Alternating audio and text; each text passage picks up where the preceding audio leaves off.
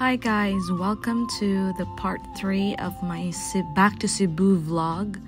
So our adventure for this video is to Bantayan Island. Kuya ng ako ang family, no, the Roda family. So first we started our day going to St. Peter and Paul Basilica Church in Bantayan. It has a beautiful structure, good. Most especially ang ilang ceiling. European vibes, good guys. Very, very, very nice. Then, after mi nang nimba, so muna ni siya atbang na siya sa church, muna siya ang naisuwat ka ng very ilang park dito ba. So, tsada-tsada o yung mga TikTok video kuno hay diha ang pak muna siya ang kong mga kuyog. Unya, na isa din muna siya gikapoy na siguro siya bit-bit siya ganahi. First off, we went to Mangrove. It's Omagika Mangrove. Na dinhi ang mura siya ganang mangroves nila, and then you will go along the way sa mga kawayan, bamboo, nga dalan, like layo pa na siya, di ko kanang mutuyok ra kabaw, di ko sure kung unsay kuan kanang pila jud yung kilometers on ya. Kani siya guys, muna ni siya nagsugod naming sulod ani, then we were like walking down, of course taking videos of our experiences. So kani siya nga laag na mo is right after minangatog Boracay sa akong mama. Sila na pod akong family na pod akong gilaag. So kanang first time ni nila sa Santa Fe, but they already tried going here sa Madre Dejos, which is mo na siya ang kanang hometown sa papa ni Anika, which is my niece, if some of you doesn't know. So mo na siya dinhi among second stop, di na ko sure basta kanang ako rin nagisagol-sagol ang video. Sa kato ni siyang tsada-tsada nga restaurant, nakalimot ko sa pangalan, Santa Fe. Oh yeah, Santa Fe Beach Club. So muna siya guys, diha lang gyud nangaon kay para maka-picture mi sa sulod. And then after that, take a video of the coconut trees. Limingaw kay kuan nga vibe kay wala gi coconut dito sa Amerika, sa Arizona.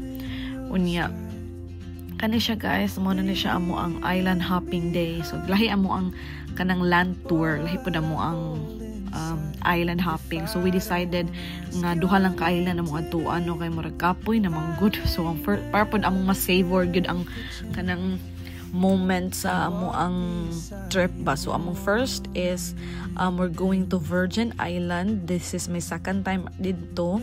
Kay nangadto naman mi diha sa Virgin Island with Froy's fam last 2022 I guess, or 20, yeah. And then right after the Virgin Island, second island will be the pangan ato basta makita na yun niya basig makainumdum ra ko isulti na ako sa voice over. Wajud ko nag-andam ito sa voice over kay lingaw-lingaw ra man ni. I'm not trying to impress anyone or stuff. It's like wala lang kanang check ra gid ni siya. So mo ni siya kanang video ko ani no nya kanang singot na kay lami na kay kaligog dagat kay timing pud kaayo nga nindot kayo ang weather jud ani. It's not really cold. I mean, it's not really hot. It's not raining. So perfect gud ni siya. And thank God gud kay June na ba ni siya. So it's most likely sa Pinas kuha na siya kanang 101, pero kani nga moment kitagaan jud mi og kanang nindot nga weather, no? Makita yun niyo, the sun is shining, niya kalma ang dagat, dili kay siya balod, unya kanang pristine white sand. I really love going to Bantayan Island, no? I've been here like several times already. Pahalaglayo ang land trip, basta kay worth it ang island. So muna na siya, we're going to our boat, unya ni kuan ako ani kanang ni bayad ako ani o kanang tour ba, island tour daan sa online. The name is Bantayan's Bantayan Island Staycation. Mo ba na? Basta nakalimot na ko niya. Dugay na mo guni siya nga pila na kabuwan ang agi. So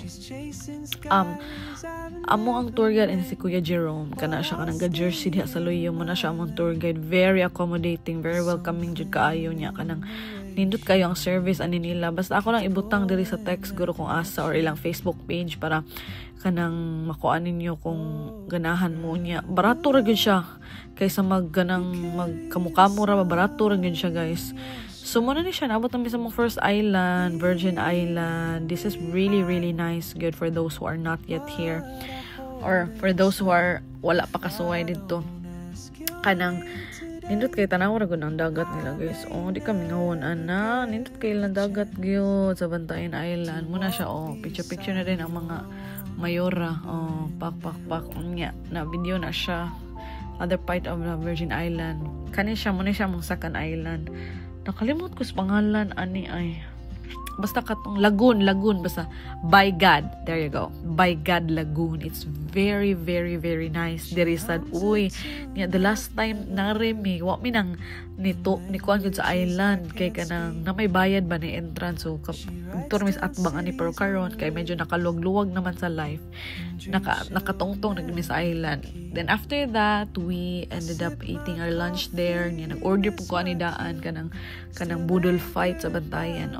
Pak na bahala na mo diha picture niya kaon na dayon so I think ako nabayaran ani mga around 3,000 for like good for 6 packs mo siguro kay nga nung mga babae gud mi kasagaran nya kanang nagkuan ko basig di mi kahurot ba niya which is true wag mi kahurutan ni basig na may duha ka laki so nag-share pud mi sa among mga kuan ani kanang nag-drive sa bangka og sa among tour guide. So mo ni siya guys, it's very very nice beach gud in Bantayan Island. It's never a waste of time. Unya kani siya padong mi ani sa kanagaling lang cliff jumping. The first time we went here before with family ni Fro, may kabalo na pa ni diri. So first time na mo mga diri nga part sa Virgin Island. Ako hindi ka ng Virgin Island. Oy, so mo na siya pak. Amak-amak dahil miya bigin ako taas kaayo mabuk raman di ay. Unya kaning orasa marag medyo bawd na siya kay hapon-hapon naman siya marag medyo kuan na ba kanang medyo ni kuan na gani ang hangin ni kusog-kusog na so muna siya mong Bantayan trip guys. It's 3 days and 2 nights. We are very very lucky to be able to be here. Unya Roy and I are very happy to spend our time with my family. See you. And I just stood afraid of fate. If I don't take that step today, you'll vanish with the train, and I'll never